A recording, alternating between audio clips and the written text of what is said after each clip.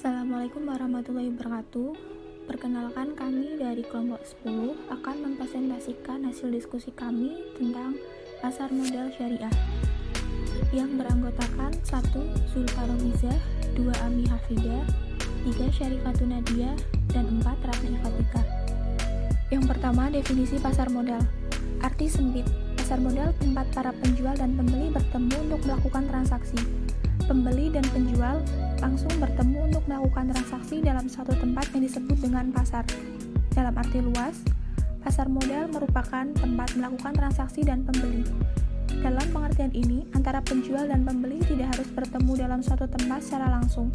Hubungan antar keduanya dapat dilakukan dengan menggunakan sarana informasi yang ada seperti internet, telepon seluler, ataupun sarana-sarana yang lain. Secara umum, pasar modal adalah suatu tempat bertemunya para penjual dan pembeli saham untuk melakukan suatu transaksi dalam rangka memperoleh modal.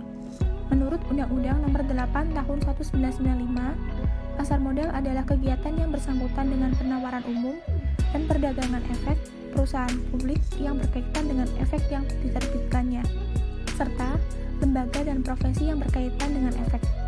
Dan pasar modal syariah atau pasar modal Islam secara umum adalah seluruh aktivitas di pasar modal yang memenuhi prinsip-prinsip Islam. Berdasarkan definisi tersebut, terdapat dua faktor yang membentuk pasar modal syariah, yaitu pasar modal dan prinsip Islam di pasar modal. 2. Karakteristik pasar modal. Menurut studi yang dilakukan oleh Shevrin dan Statement tahun 1993 yang dikutip oleh Burhanuddin, terdapat karakteristik dari pasar modal yang fair. 1. Bebas dari pemaksaan. 2. Bebas dari salah interpretasi.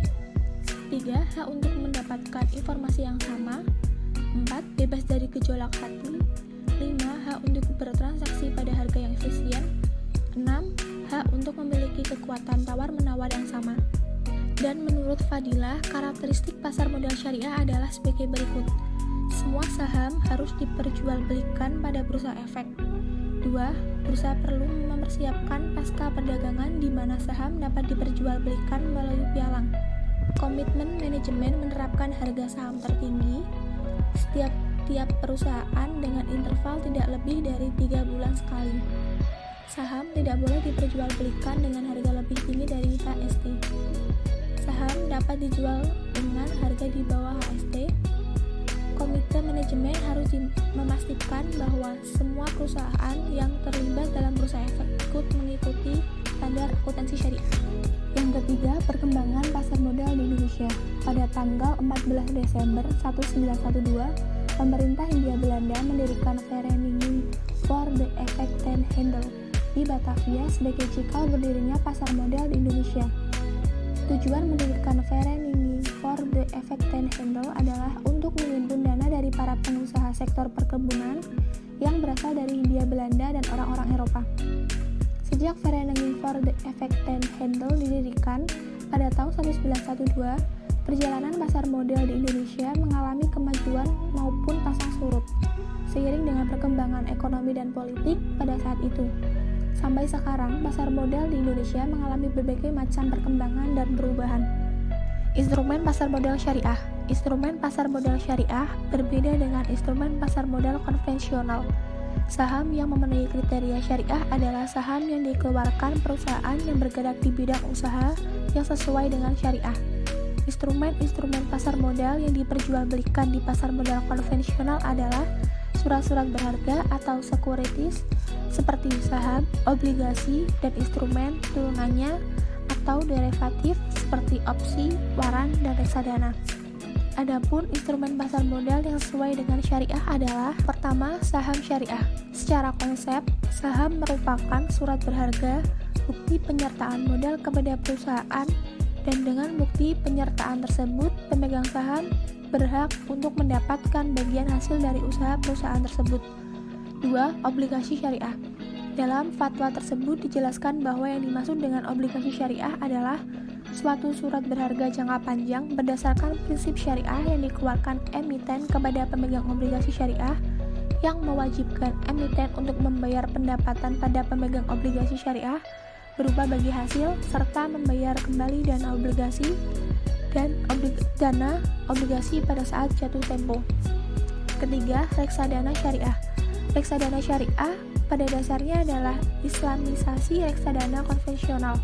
Reksadana syariah adalah wadah yang dipergunakan untuk menghimpun dana dari masyarakat, pemodal sebagai pemilik dana atau sabul mal, untuk selanjutnya diinvestasikan dalam portofolio efek oleh manajer investasi sebagai wakil syahibul mal menurut ketentuan dan prinsip syariah Islam.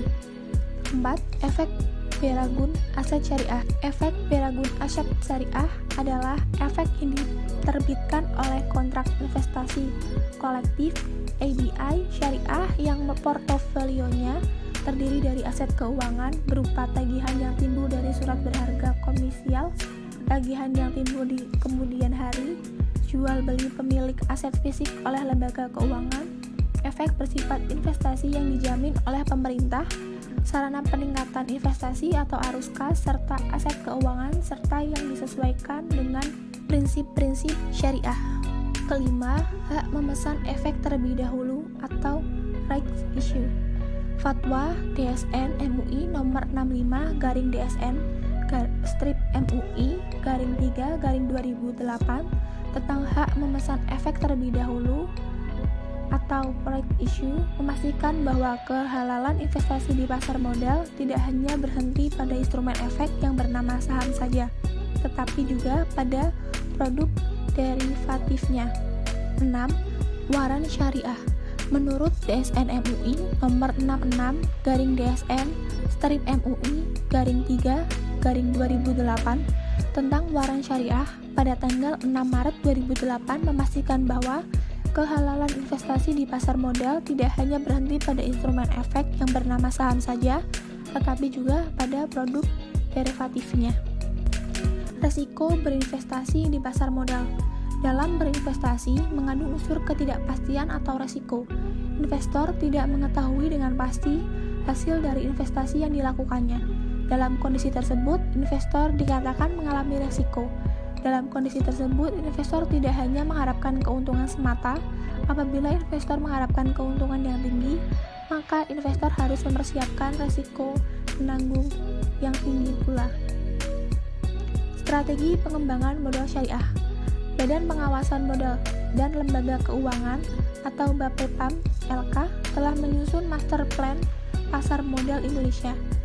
Di dalamnya terdapat dua strategi utama pengembangan pasar modal berbasis syariah. Yang pertama, penyusunan rangka hukum yang dapat memfasilitasi pengembangan pasar modal berbasis syariah dan mendorong pengembangan. Yang kedua, mendorong pengembangan serta penciptaan produk-produk pasar modal berbasis syariah. Sekian presentasi dari kelompok kami. Kurang lebihnya mohon maaf. Terima kasih. Wassalamualaikum warahmatullahi wabarakatuh.